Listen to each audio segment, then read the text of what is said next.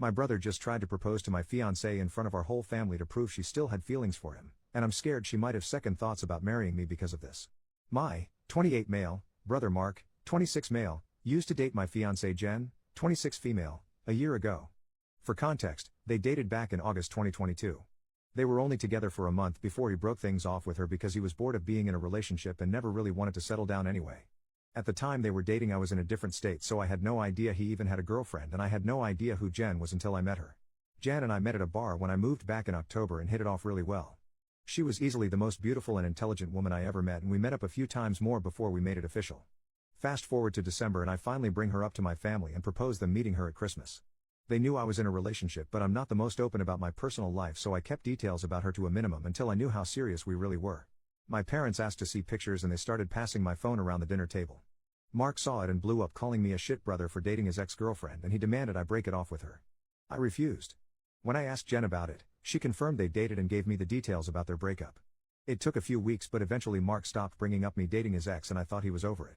On Jen's birthday this year, I took her out to a fancy dinner with both of our families and her closest friends, and I asked her to marry me. Mark flipped once again and blew up about me proposing to her, which me and my sisters immediately shut down. The incident happened this past weekend. Mark had been pretty quiet about the whole thing for the last 2 months. I didn't see him much and figured he went low contact with me, which I had no problem with. Then he invited me and Jen for family dinner at his apartment with my parents and sisters. I thought it was weird, but my parents and sisters were also going, so we agreed to go.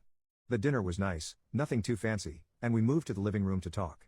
About 30 minutes into normal conversation, Mark stood up and told us he had an announcement. He made a long speech about being happy to have his family around for his big moment, then got on one knee and pulled out this cheap ring while asking Jen to marry him. Jen was confused and obviously uncomfortable and demanded that he put it away and stand up. My dad tried to make a grab for Mark, but I got to him first and punched him. I won't repeat most of it, mostly because I was too angry to even listen to most of it, but he said something along the lines of wanting to show me that Jen wasn't really into me and just wanted to get back at him. Before it could get worse, my parents rushed me out and promised to talk to him. It's been a few days since it happened and I'm still pissed off. I don't know what to do at this point. I'm scared Jen might have second thoughts marrying me because of this. Any advice? Edit to add later that day. First, thanks for reading and responding. I want to clarify a few things that I saw in the comments. 1. Jen and I are newly engaged. It was one of those feelings where we both knew we were in it for the long run. As fast as it is, I'm sure about her. 2. When we met, I was the one who approached her, not the other way around. Whether she knew or had suspicions of us being related, I don't know. I asked after finding out they dated and she says she had no idea. I didn't have a reason to doubt that, but I can admit this, seemingly, overreaction on Mark's part does raise red flags. 3. I had no idea she and Mark dated when I met her. Mark and I aren't close at all. We used to be, but as we grew up we drifted and talked less and less. Before I moved back, we didn't really speak much aside from special days like his or my birthday. Jen knew of my family but not much until I decided I was ready to introduce them to her. When she and Mark met, again, I didn't get a sense of any residual feelings on either part. She didn't treat him like a stranger, but she also wasn't overly affectionate with him either. 4. I was told this was a relationship that lasted a month. I didn't think I needed permission from Mark to ask her to marry me, but maybe that was wrong of me. I'm not sure. That being said, I plan to talk to Mark this weekend to lay everything out on the table and figure out what's up. I never asked for his side of their relationship, which is my fault for not doing my due diligence. Update 2 days later, I called Mark and asked him to meet up with me at my place to talk.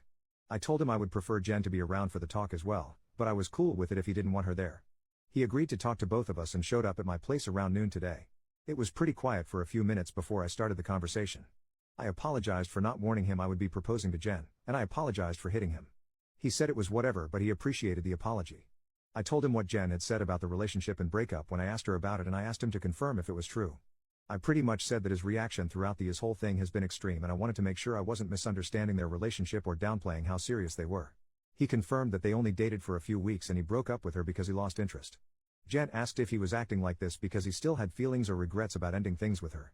He said he could admit he thought she was more attractive than when he last saw her, but there weren't any feelings or regrets.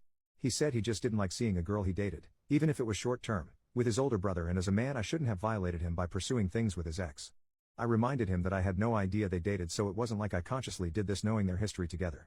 He shrugged me off and said it didn't matter, I still should have broken it off. He was adamant that if the roles were reversed he would have done the same thing, which I highly doubt. I asked him why he proposed to her if he didn't have any lingering feelings. Basically, to sum it up, he was talking about it to one of his buddies who was around when Mark and Jen dated, and the guy put the idea in his head that maybe Jen knew from the start that we were related and was doing this to get back at him, considering Jen had been hung up on him after they ended. He and his friend thought it would be a good idea to test it and see if they were right, so he came up with the idea to propose and see if she dumped me for him. Jen asked him to elaborate on why he thought she was hung up on him, and he told her that he heard she was asking about him following the breakup and still hanging out at the places they used to go to, so it was a valid assumption. Then for her to pop up randomly with his brother affirmed his suspicions. Jen told him she'd only asked about him once following the breakup and she'd been hanging out at those places with friends before they started dating and she wouldn't avoid them because of a breakup. She also told him she was offended at the idea that she would go as low as to pursue me, just to get back at him. He shrugged and gave her a half apology but said she had to see it from his point of view. He asked her if she really didn't know and she told him that she didn't see the resemblance in us until we were in the same room and we act nothing alike, so it never crossed her mind, and he said okay. That pretty much wrapped up the conversation. He did tell me before he left that I could take back his invite to the wedding because he can't bring himself to support our relationship knowing he used to date her. I told him he didn't have to worry about that as he was most likely going to be uninvited anyway. It's been a few hours since our talk and I do feel better. My parents aren't too happy about him being uninvited, but they understood that it was a mutual decision and probably for the best. My sisters told me they knew he didn't have a good reason for being a jerk and they don't blame me for not wanting him at the wedding. As of now, I'm going to limit contact with Mark and I doubt he'll reach out to me anytime soon either. Once again, I want to thank everyone for reading and commenting, and if anything significant happens, I'll update again. Second update 2 months later, so I've been low contact with Mark since our last conversation. I haven't called him and he hasn't called me, and our only interactions have been in family settings. As it stands, my mom is now upset that Mark is still uninvited for my wedding. It started with a comment made during my younger sister Sophie's birthday, 22 female. Her boyfriend of, I think, 4 years proposed to her at the end of the night and we sat around talking about what she envisioned for her dream wedding. She talked a bit about wanting a destination wedding and her ideas for the cake and dress. Then she said something along the lines of, "Teddy, I know Mark's banned from your wedding but you won't care if he comes to mine, right?" I laughed it off and told her I can't get mad about her guest list even if I wanted to. My mom gave me this weird look and asked if Mark was still not invited to my wedding. I told her yes and she got irritated. She told me she thought I was joking and said I was being unreasonable to go through with banning him from the wedding since he's family. She accused me of holding a grudge just to be petty.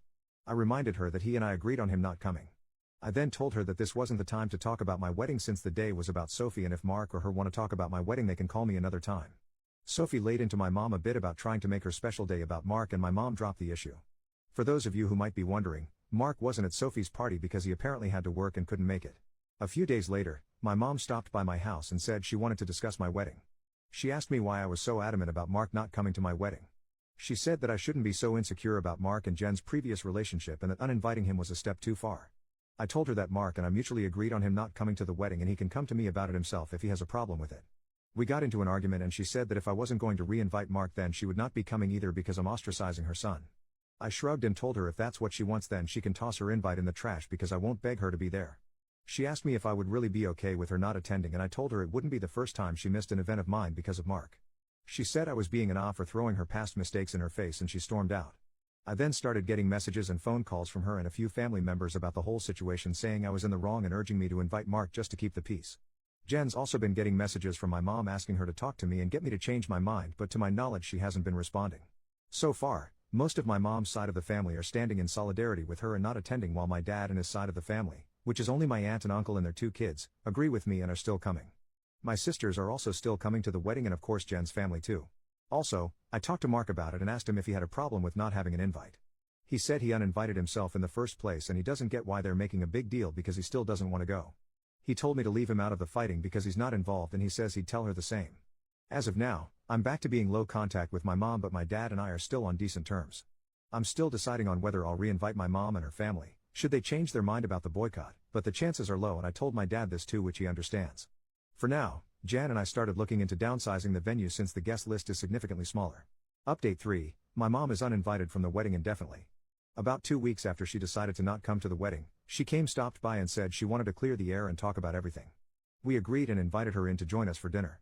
Jan made her a plate of food and I asked her if she was still planning on not coming to the wedding. She said that while she wants to, she can't get over me not inviting Mark because of a simple mistake. I reminded her that his simple mistake was proposing to my fiancée with me sitting less than 3 feet away from him and she said it was just a joke. Jan asked her why she wanted to talk if she was maintaining the same stance on Mark coming to the wedding. She said she wanted to talk to Jen and she was hoping Jen would hear her out and talk me into inviting Mark again. She apparently assumed I was at work and she'd be able to catch her alone. Jen politely told her that she understood her thought process but she wouldn't have had that conversation anyway without me present since this is about my brother. My mom made a comment somewhere in the lines of Jen being spineless and unable to have a conversation without me thinking for her, which started a pretty heated back and forth between the 3 of us before Jen told her to get out. She got up and started walking towards the door and my mom followed her still screaming at her. By this point she's yelling about her tearing our family apart. While Jen was unlocking the front door my mom grabbed her hair and pulled her to the ground still screaming. She hit her and tried to claw her face and I dragged her off of her and threw her outside. She banged on the door for a few minutes while I made sure Jen was okay before she left and called the both of us repeatedly. When I was sure Jen was okay I texted my mom and told her not to bother reaching out again because we'll never speak to her again. I called my dad and sisters and told them what happened too. My dad was surprised and tried to make excuses, saying she'd been stressed about this whole situation for a while. My sisters say they knew she'd snap eventually since she's always been a crazy beach and they said they'd come make sure Jen is okay. I asked Jen if she wanted to press charges but she declined and said she only wanted to cut contact with her for good. I told that part was obvious but she should still talk to the police since she was physically assaulted but she doesn't want my mom to get arrested. My sisters and Jen's mom came by to comfort her thankfully so she's doing okay. My mom is blocked on everything until Jen says otherwise. I genuinely don't know what to do now. Jen doesn't want to go to the police because she'd feel guilty having her arrested over this, but my sisters and I want to convince her too, and I'd at least want documentation in case something happens in the future. Clarification and some background on my relationship with my parents. Some people were asking questions about my mom and my decision not to be open with Jen about my relationship with my parents. I figure I could give some background on why we're so strained. Like some of you said, Mark was the golden child. Mark was my mom's baby boy and she didn't do much to try and hide it. They didn't spend much time with my sisters and I like normal parents did with their kids unless they had to, but they'd spend time with Mark as often as possible like taking him out shopping while we stayed with a sitter, or bringing him home his favorite food and toys from the store when they'd shop alone. He usually got better things compared to the rest of us like new expensive clothes while ours were thrifted or new toys just for him compared to old toys we had to share with each other. If my sisters and I got gifts, they were for us to share, but my mom made it pretty clear that Mark's things were only for him and we shouldn't touch it. When Mark would screw up, I'd get punished for not being a good role model and showing him the proper way to behave. For example, Mark went through a phase of breaking his toys and I got the beating because obviously he learned the behavior from me. When he was 8, Mark got in trouble at school for trying to push a kid down the stairs. I was grounded for 2 weeks and told to apologize to the kid for not teaching my brother right. When I turned 13, I pushed for my parents to start giving me an allowance. They agreed as long as I did household chores like mowing the lawn, taking out the trash, raking leaves, etc. It was usually somewhere around $25 a week to help me start saving. Mark saw that I was getting money and he begged my parents for an allowance too. Instead of making him work, $10 of my allowance money was given to him each week because we were doing such a good job with our chores, that he never touched. Whenever I asked him to help, he'd tell me it's not his job to do chores so why should he bother. It was around this time that I started really distancing myself from my brother. By the time I entered high school, we only talked to each other when we needed small favors or when we absolutely had to.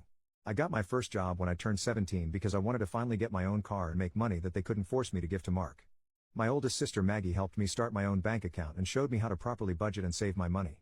I got my first car at 18 after all of my hard work. When Mark got his license, my parents asked me to let him use my car to get around and for extra practice behind the wheel. Reluctantly I agreed and for a while the arrangement was fine. Mark used my car when I didn't need it and helped maintain it pretty well.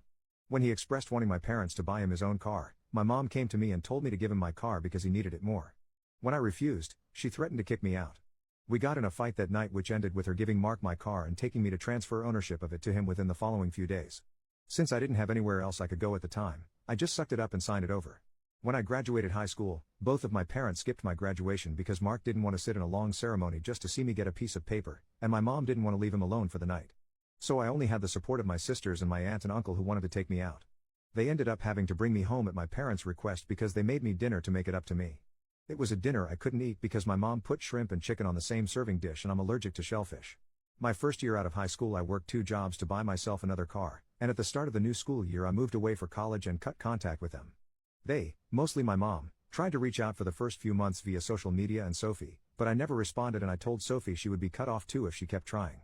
When she couldn't get to me through Sophie, she tried going through my older sister Charlotte, and a few times through Maggie and Mark until I threatened to file a restraining order for harassment. It was a bluff because I had no idea how to do it, but it managed to scare her off and the most I got from her was happy holiday texts over the years. Around the time I moved back, Charlotte told me they had been seeing a family therapist, at Charlotte's request, and my parents wanted to apologize for their treatment of us. I was hesitant but I agreed as long as they would be genuine, and the reconciliation process started when I moved back home.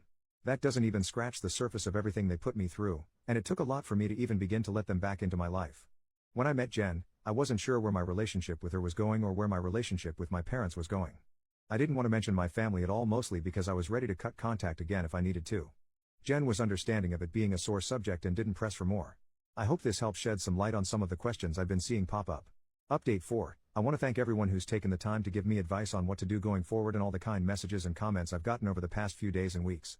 Jan and I have read the comments together and everything is appreciated. To answer the most common question about why I chose to reconnect after everything, the short answer is because I would do anything for my sisters. Charlotte wanted the entire family around and for the birth of her first child and to help her while she adjusts. She didn't want part-time aunts and uncles who would only visit her kid during birthdays and holidays. She was never the type to ask for much of anything growing up, so when she asked if I would be willing to try for her, I agreed because it would make her happy. I also think part of me hoped that maybe they'd changed. I don't regret trying to reconcile either. My parents are still terrible, but I met the love of my life, so I call it a win.